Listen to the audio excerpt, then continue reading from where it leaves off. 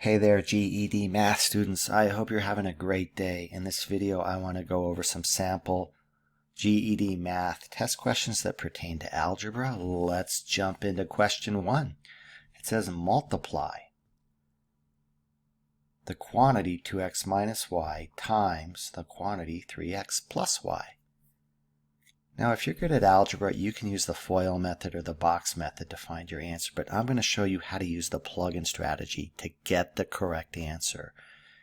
And this is especially beneficial for students who don't have very strong algebra skills, and it's even beneficial for you people out there that have really good algebra skills. So, first of all, the best time to use the plug-in strategy is when you have letters in your problem, which we do, and letters in your answer choices, which we do.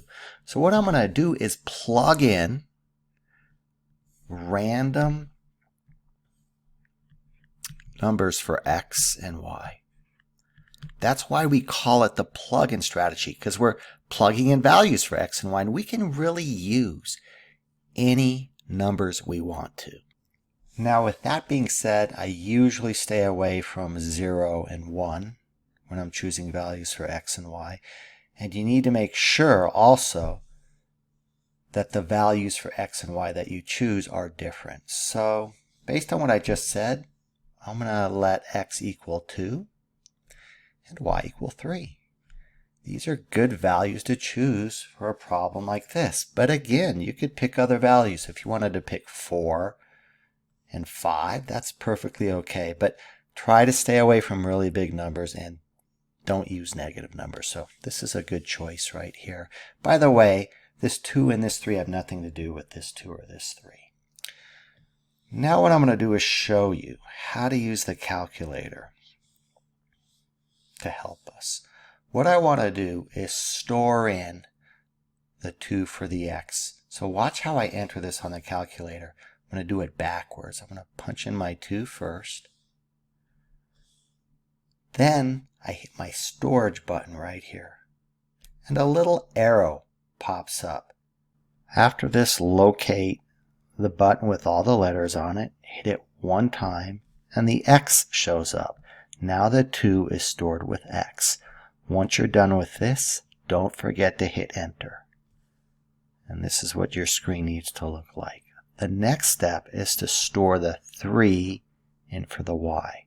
So press the 3 first, then hit your storage button, the little arrow shows up, and then locate again your button with all the letters on it. Now when you hit this once, the x shows up, but I want it to say y, so I'll hit it again, and now it says y. Let's say accidentally you hit it again. Then a z shows up. And then if you hit it again, a T shows up. So if this happens, just keep hitting it repeatedly until this letter says Y. So let's see, an A now shows up, a B, a C, an X. There we go, and now it says Y. Then once you've stored the 3 with the Y, don't forget to hit enter. And now I'm good to go. The 2 is stored with the X, the 3 is stored with the Y. And you can leave this on here, but I don't want to. I want my screen to be cleared out just so it's not cluttered. So I'm going to hit clear right here.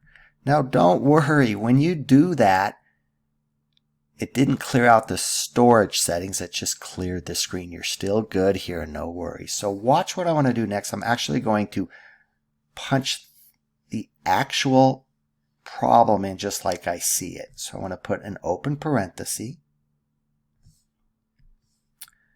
And I'm going to punch in the 2 right here. And then I'll punch in x. So you locate this button again with all the letters. Hit it once, the x shows up. Subtract is right here. Y. Now you'll have to hit this button twice. One time, 2 times. It says y. It matches up with this. Close your parenthesis.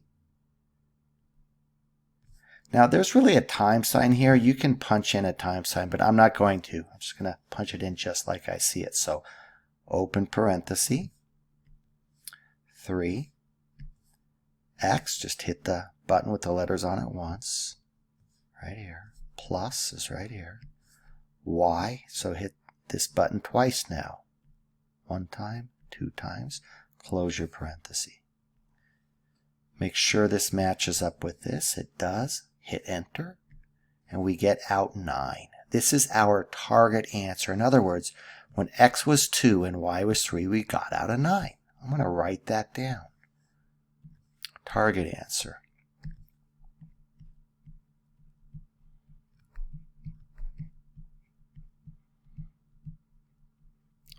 9 and box it so you know what you're looking for. Let's bring the calculator back up. You can leave this on or clear it out. I like to clear things out so my screen is nice and clean. Now I'm just going to punch this in just like I see it. I'm doing answer choice A. If I get out a 9 here, I'm done. Let's do it. So 6 x squared. Your squared button's right here. Subtract is right here. xy. Now this is a tricky part here because I have 2 letters. So watch how I do this piece here. I need to punch in the x. I'll do that. Now I need to punch in the y. What you need to do at this point here is hit your right arrow right here before you enter the y. Once I've hit this, then I'll go back to this button and I'll hit it twice. One time the x shows up, the second time the y shows up. So this piece a little tricky, you might want to practice that. Then subtract right here, y squared. So I'll hit this button twice. And the y shows up here. Squared is right here. Make sure this matches up with this. Now I'm going to hit enter.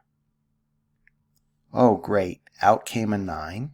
That matches up with my target answer. So A is my answer. Let's just write that down. We got a 9. That matched up with this. A is the correct answer, and I move on. Question 2. It says to add 3 divided by x plus x divided by x plus 2. Do you think this is a good time to use the plug-in strategy?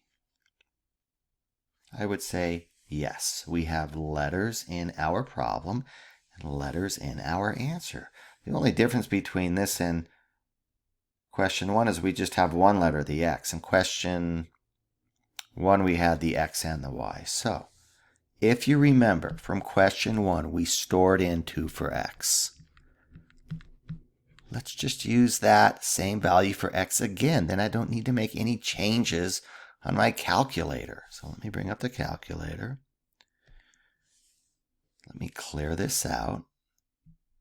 And remember, for question 1, I stored in a 2 for x. So let's just use the same value as I said. Now, we had a y in question 1. Don't even worry about the y. It doesn't show up here. It doesn't matter what I have in for y on my calculator. Now, if you wanted to use a different value for x, you could. Then you'd have to store in a different value for x as I showed you in problem 1. But we decided to use the same value, so I don't need to make any changes with my storage. So let's punch this in right here. This is a fraction, so hit your fraction button. Type in your 3 on the top. Hit your bottom, or hit your down arrow right here. And in the denominator, I'll type in x, so just hit this button. Then hit your right arrow right here. Sometimes you have to hit it twice. I had to hit it twice there. Now your cursor's in the normal position. Hit plus. Then hit the fraction button again and type in x on the top. Hit your down arrow and type in x plus 2 on the bottom.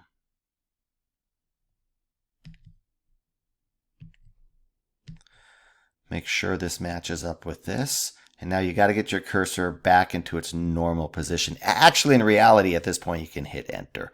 That would be fine, but I want to get it back in the normal position. So I hit this right arrow once, hit enter. We get out 2. That's kind of weird. We plugged in a 2. We got out of 2. That's okay. Don't let that throw you off. That happens sometimes. So that's my target answer. It just happens to be the same as what I plugged in for x. That's just a coincidence. So let me write that down. Target answer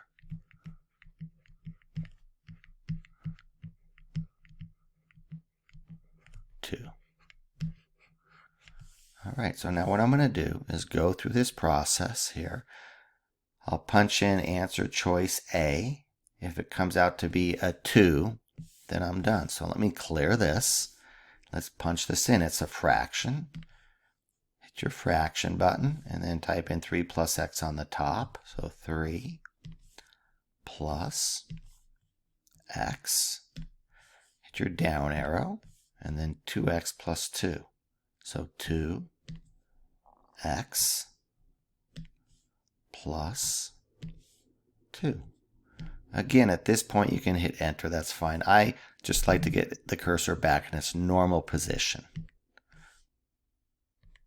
We got out a 5, 6 here, right? My target answer is 2, but here I got out a fraction, 5 over 6.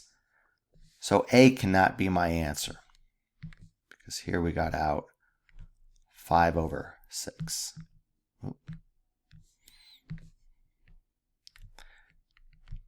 So A's gone. Now let's just continue this process till we get out our target answer of 2. I'm going to clear this out and type this in. So this is a fraction again. Hit your fraction button. X plus 5 on the top. Hit your down arrow and type in 2x plus 2 on the bottom.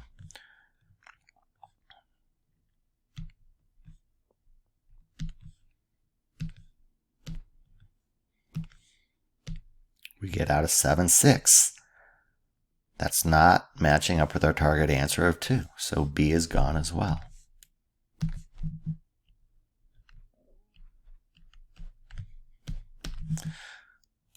All right, let's bring up the calculator. Clear this out, and we'll punch this in now, C. So this is on the top, x squared plus 3x plus 2. Hit your fraction button. So x squared, here's your x. Then to square it, hit this button.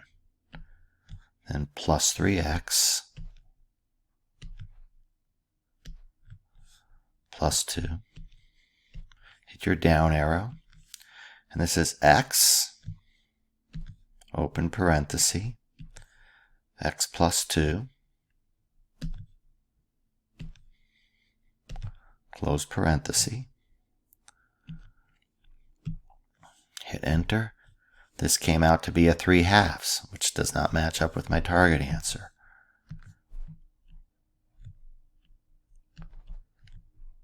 So D is my answer, and I move on, but let's just check it.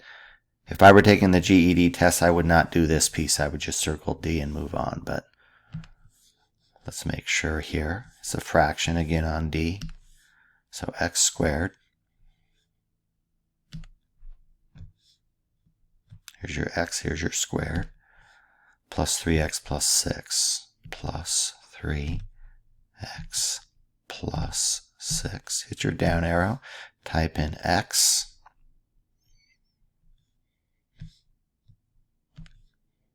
open parenthesis, x plus 2, close parenthesis.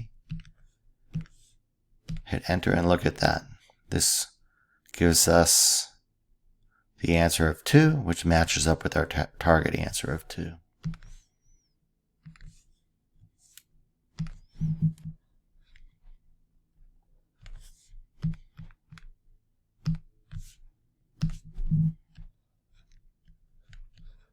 And these two match up here, so I am now for sure, and I was before actually, that D is my answer.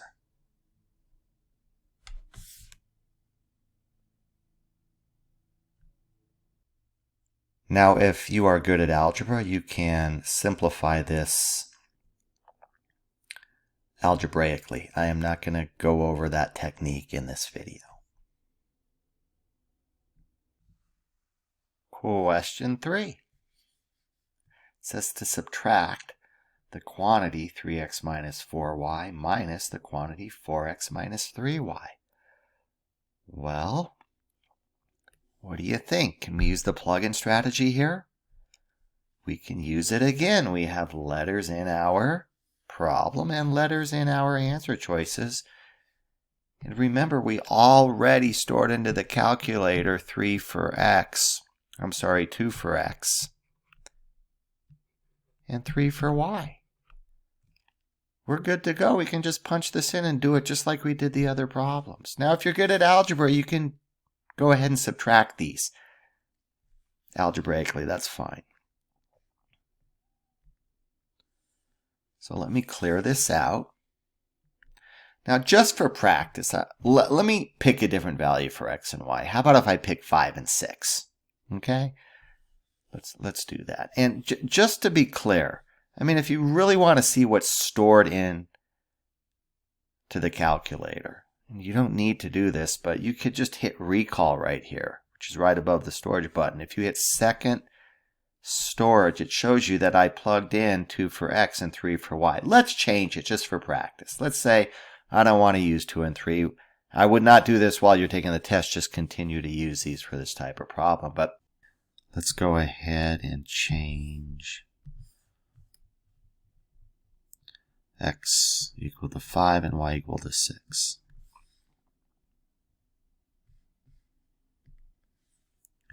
So 5 will be stored with x. So 5 stored with x. Hit enter. And then 6 will be stored with y. 6 stored with y. And you'll now need to hit this button twice. 1 time, 2 times.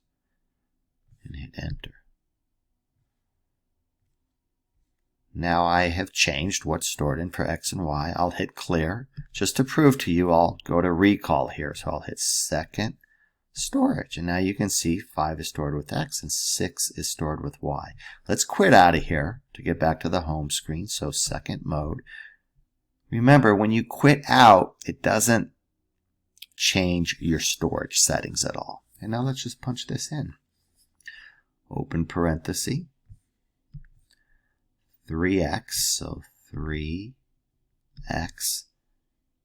subtract, this is subtraction, 4y, 4, and then y, hit this button twice, 1 time, 2 times, close your parenthesis, subtract, open parenthesis, 4x, subtract, 3y, 3, then hit this button twice. Close your parenthesis, make sure this matches up with this. Hit enter, and we get out negative 11. So that's our target answer. I'll write that here.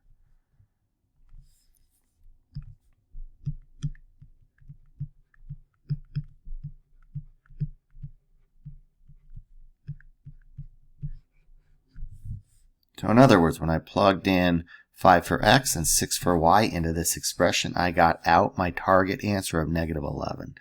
Now let's go to answer choice A. We'll punch this in. If we get out negative 11, we're done. So let me clear this. And the way you read answer choice A is as follows. Negative x minus y. So this is your negative symbol, which is here. Then x, then minus or subtract, which is this button, y. So hit this button twice. Hit enter. And again, make sure this matches up with this. Hit enter. And we got out a negative 11, which matches with our target answer, so we're done.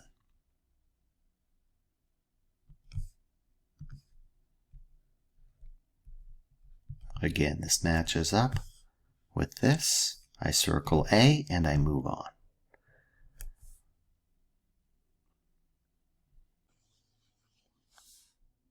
Question 4. What is the equation of a line that passes through the points -3, -2, and 1, 6. It wouldn't make no sense here to use the plug-in strategy like we did in questions 1 to 3 because we need to write the equation of a line. So when you get a problem like this, you'll click on your formula sheet, you'll go to algebra, and you'll notice 3 things under algebra that deal with lines. And you just kind of need to figure out which formulas you're going to use. Now, they don't give us the slope here. They give us 2 points. So we're going to need to find the slope of the line first. So I'll definitely need this formula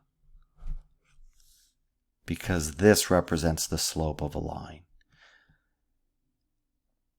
Now for this problem, you have a choice of using the slope-intercept form of the equation, which is this formula, or the point-slope form of an equation, which is this formula. I'm not going to use this one. Some teachers may, but for this problem, this one's easier. And if you're not really sure what to do, this one always works, just to let you know. So I'm going to be using these 2 formulas. Keep that in mind. You might want to write those down, and I'm going to start with this one right here. And remember, m represents the slope.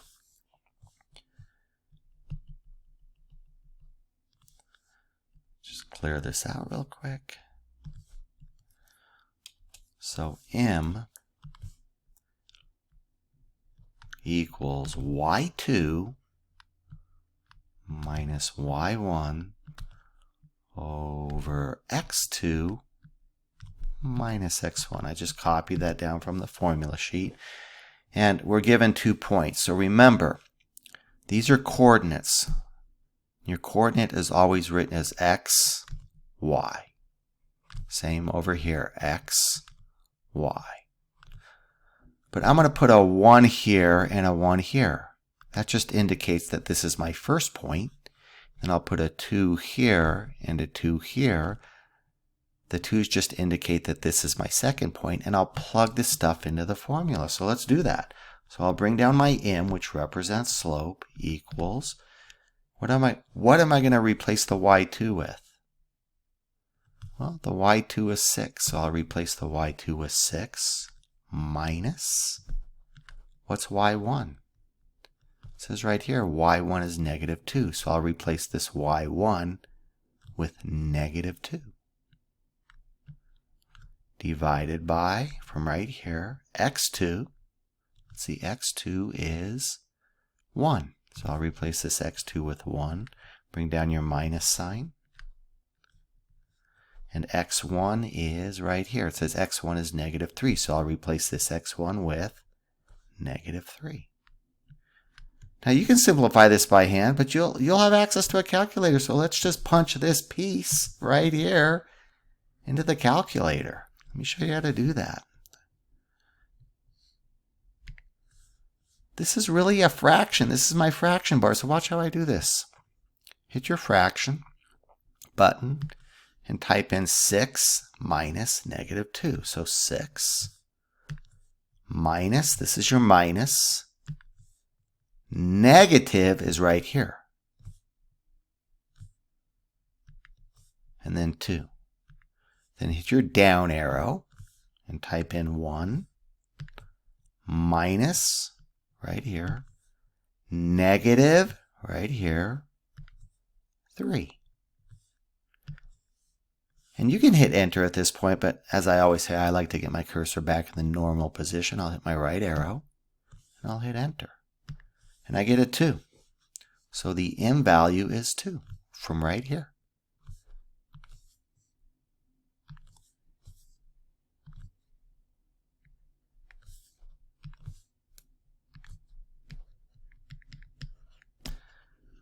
Well, this is a huge piece of the puzzle right here. I can actually find my answer now without having to do any extra algebra. Let me clear this out. Just write down the m equals 2.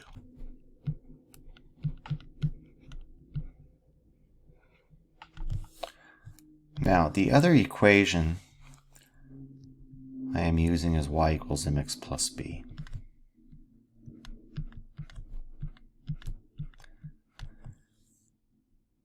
Now, I know the m value already, right? So watch this. Watch what I'm going to do.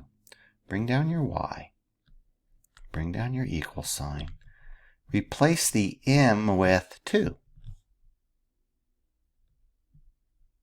Bring down your x and bring down your plus b. The b represents the y-intercept. I don't know what that is. I might need to find it, I might not. But I definitely know that I need to have a y equals 2x in my answer choice. Well, let's see. A says right here, y equals 2x. This piece right here matches up with this piece. See that? So I keep A. B I can get rid of, right? B here says y equals negative 2x. I'm not worried about the plus 4 and the plus 8. I'm just concentrating on this piece. Well, y equals negative 2x does not match up with y equals 2x. This is gone. Hopefully you can see C and D are gone for the same reasons. This says y equals 1/2 x, and I need a y equals 2x. Same thing here. This is gone as well. My answer has to be A.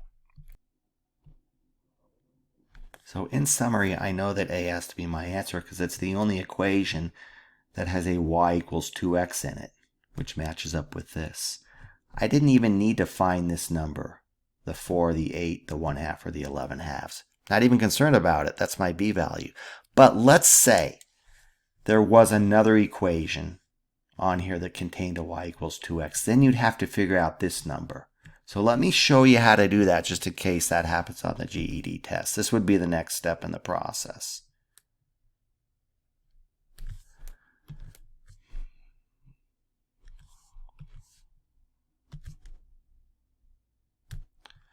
What you would do is pick one of these points, either the first one or the second one, and put in the x and y value here and here, and then solve for b. Now you have a choice for what numbers you want to put in for x and y. You can use either your first point for the xy value or the second point for the xy value. Which one looks easier to work with? The second point does because it's positive numbers. So I'm going to replace this y with 6 from right here.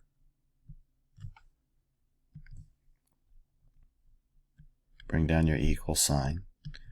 Bring down your 2.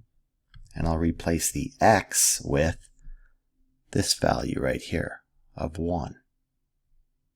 So replace this x with 1. And remember, there's a time sign here, so put that in there. It's just not showing. Plus b. Now I just need to solve this equation for b to figure out the b value. So this is 6 equals, well, what's 2 times 1? That's 2 plus b. I need to solve this equation here. Do you know how to do that? Well, you can put up your Weiss wall right here to separate your left-hand side from your right-hand side. And hopefully you can see I can just move this 2 over here to the left-hand side of the wall. So I need to make this go to 0. To do that, I'll subtract 2. Because 2 minus 2 is 0. What you do to the right side, you do to the left side. So I subtracted 2 from both sides of the Weiss wall. This goes to 0. And b, bring that down. Bring down your equal sign. And what's 6 minus 2? That's 4. And that matches up with this number here. So now we're 100% sure that A is correct, even though we were 100% sure to begin with. But I just wanted to show you how to do that final piece in case you need to do it on the GED math test.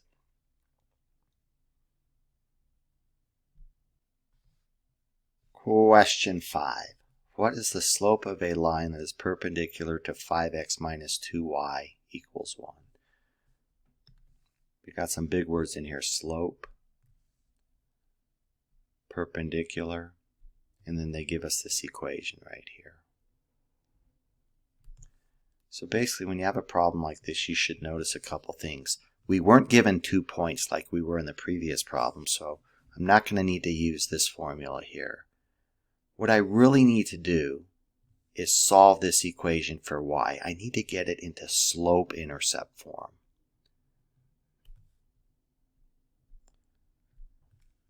So I'm going to use this formula right here.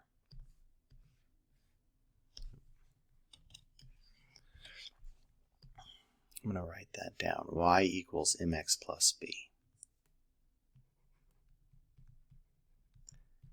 In short, what I'm doing is getting this equation written into this form, and I need to find the slope of the line that's perpendicular. I'll get into this perpendicular a little bit later.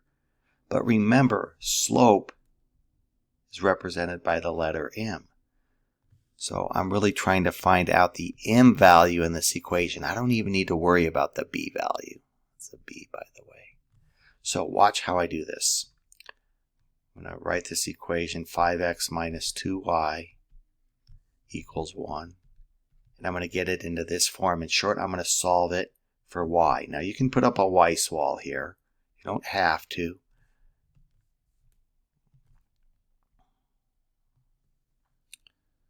So this is my left-hand side. This is my right-hand side. I need to get the y by itself. So I'm going to move the 5x to the right-hand side of the wall. I need to make the 5x go to 0, so I'll subtract 5x. Because 5x take away 5x is 0, that'll drop off. What you do to one side of the wall, you have to do to the other side of the wall. So subtract 5x from both sides. This goes to 0. Bring down your minus 2y. Bring down your equal sign. Remember, you can't combine these because this has an x and this doesn't. So I'm going to write the x piece first, because if you notice over here, the x piece is first. So I'll write minus 5x, and then I'll write down the plus 1 next. There's a plus sign here. It's not showing. So I just wrote this as minus 5x plus 1 this way. Now the y is multiplied by negative 2. So to undo multiplication by negative 2, I will divide each term by negative 2. Here, here, and here. Remember, when you divide, you don't switch the sign. So these negative 2's drop off right here. I'm left with y equals. Now remember, I'm only worried about this piece, because the slope is the number in front of the x right here. I'm not worried about this b value. So I'm just going to cross this out. And let's just simplify this piece. So I'm going to bring down my 5/2. I'll bring down my x. And what's negative divided by negative? Well, that's positive, right? So now I know what my slope is. It's 5/2, right? Positive 5/2. Because the slope is whatever the x is multiplied by, and the x is multiplied by 5/2. So I'm going to write that down. M is 5/2 from right here. And I don't need to show that positive sign. Now, at this point in the game, most students circle D. And that would be the correct answer if it asked the following. If it says, what is the slope of the line that's represented by this equation, you'd be good to go. But we have this word perpendicular in there. So you have to take it one step further. Here's what you need to remember. The slope of the line that's perpendicular to this, you do a flippy-whippy. You put the 2 on the top and the 5 on the bottom. And then the next thing you need to do is take the opposite of this slope. Well, this slope was positive. What's the opposite of positive?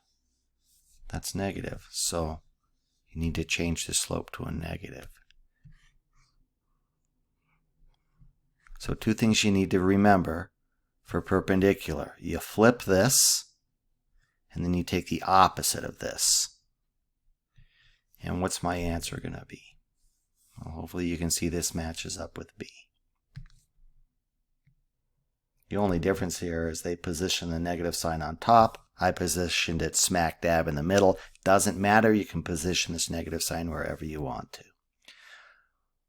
One more thing I want to tell you. If they had this word parallel on the GED test instead of perpendicular,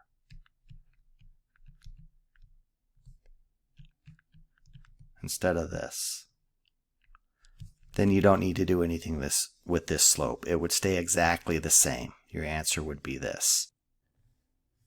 Well, thanks for watching and have a great day.